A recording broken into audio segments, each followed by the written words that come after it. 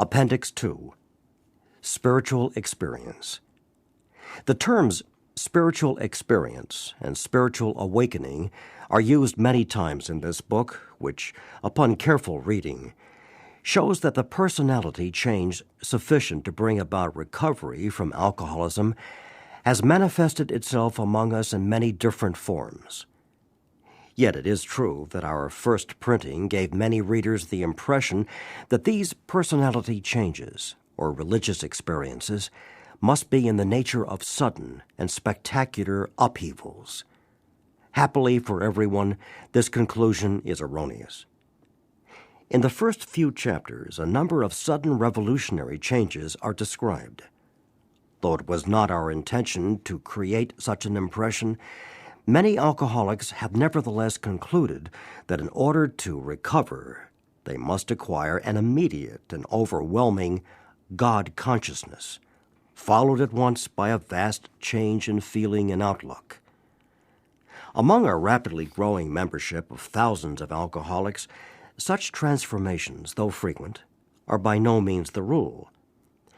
Most of our experiences are what the psychologist William James calls the educational variety, because they develop slowly over a period of time. Quite often, friends of the newcomer are aware of the difference long before he is himself. He finally realizes that he has undergone a profound alteration in his reaction to life, that such a change could hardly have been brought about by himself alone.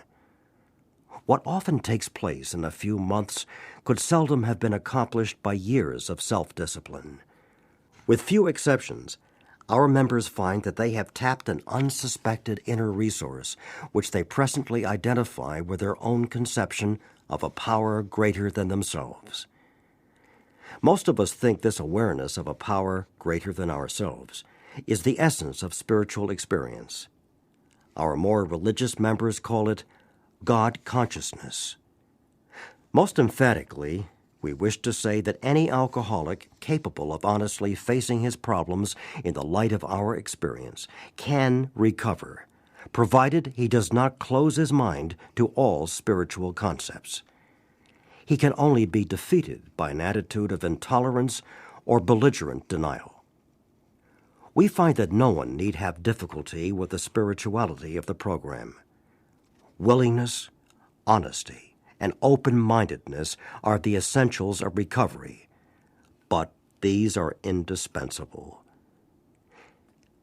There is a principle which is a bar against all information, which is proof against all arguments, and which cannot fail to keep a man in everlasting ignorance. That principle is contempt prior to investigation.